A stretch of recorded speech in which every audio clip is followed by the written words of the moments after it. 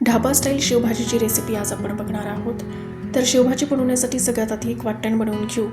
तर वाटण बनवण्यासाठी एक मीडियम साईजचा कांदा मी गॅसवरती भाजून घेतला होता। आता एका कढईमध्ये थोडंसं तेल घालायचं आहे आणि हा कांदा यामध्ये घालू।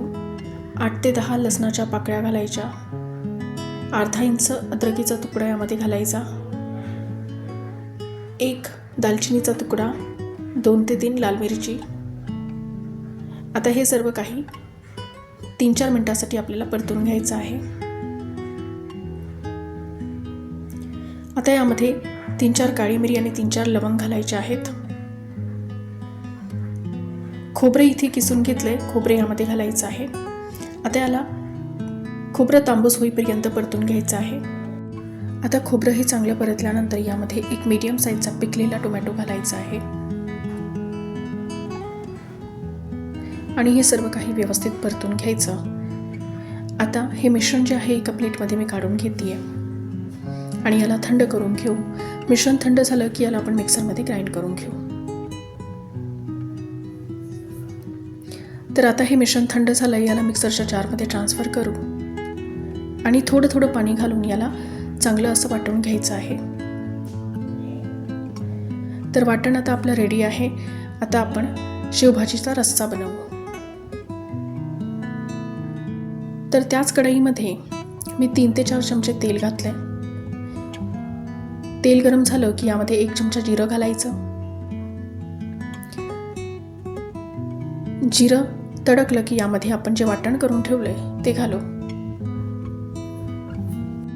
वाटण आता तेलामध्ये आपल्याला चांगलं परतून घ्यायचं आहे। तर 4 ते 5 मिनिटं हे वाटण थोडं रवेदार होईपर्यंत आपल्याला परतायचं आहे। तर बघा आता चांगलं तेल सुटलंय आणि वाटण हे थोडंसं रवेदार झालंय। आता यामध्ये काही सुके मसाले घालू। तर 1 चमचा धनी पावडर घालायचं आहे, 1 चमचा रेड चिली पावडर, अर्धा चमचा हळद। सगळं काही व्यवस्थित मिक्स करून घेऊ आणि 1 ते 1.5 चमचा इथे मी गरम मसाला घातलाय। तुम्ही तुमच्याकडे अवेलेबल असलेला मसाला यामध्ये घालू शकता। किचन किंग, सब्जी मसाला किंवा कुठलाही ठेवणीतला मसाला यामध्ये घातला तरी चालेल।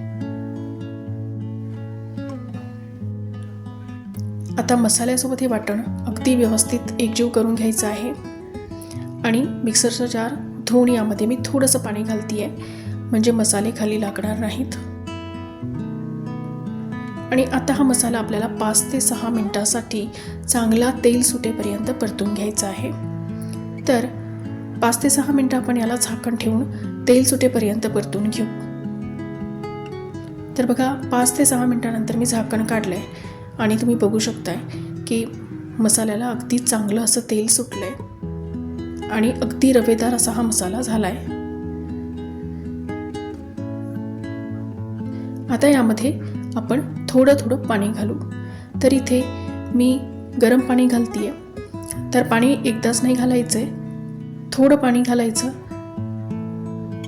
हे वाटण पाण्यासोबत मिक्स करून घ्यायचं म्हणजे यात गुठळ्या होत नाहीत आणि मग यामध्ये अजून पाणी घालून घेऊ। तर ग्रेव्हीची कन्सिस्टन्सी तुम्हाला जशी हवी आहे तेवढ्या प्रमाणात तुम्ही इथे पाणी घाला। शेवभाजी हलकीशी पातळच असते कारण शेव घातल्यानंतर शेवभाजी घट्ट होते। चवीनुसार मीठ घालू, वरतून थोडी कोथिंबीर घालून घ्यायची आणि आता 5 ते 10 मिनिटांसाठी भाजी आपल्याला चांगली उकळून घ्यायची आहे।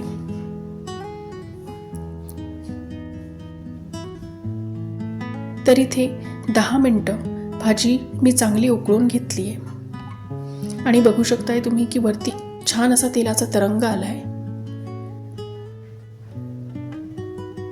तर आता आपण गॅस बंद करू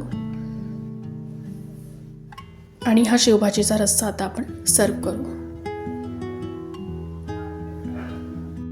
तर एका बाउलमध्ये मी शेवभाजीचा रस्सा काढून घेतेय आणि हा रस्सा अगदी थोडासा थंड झाल्यानंतर आपण यामध्ये शेव घालू।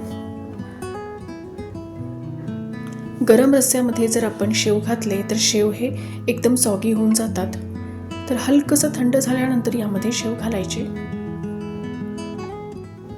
तर यामध्ये मी ही जाड शेव घालती आहे तर अगदी ढाब्यावर आणि रेस्टॉरंटमध्ये मिळते तशी शेवभाजी आपण घरात सुद्धा बनवू शकतो. तर अगदी चमचमीत अशी ही शेवभाजी बनलेली आहे. वरतून कोथिंबीर घालून गार्निश करून घेऊ. आणि ही शेवभाजी तुम्ही राईस, चपाती किंवा भाकरी यासोबत एन्जॉय करू शकता. रेसिपी आवडल्यास व्हिडिओला लाईक करा आणि व्हिडिओ हा तुमच्या फॅमिली आणि फ्रेंड्समध्ये शेअर करा आणि चॅनलला सबस्क्राईब करणे विसरू नका.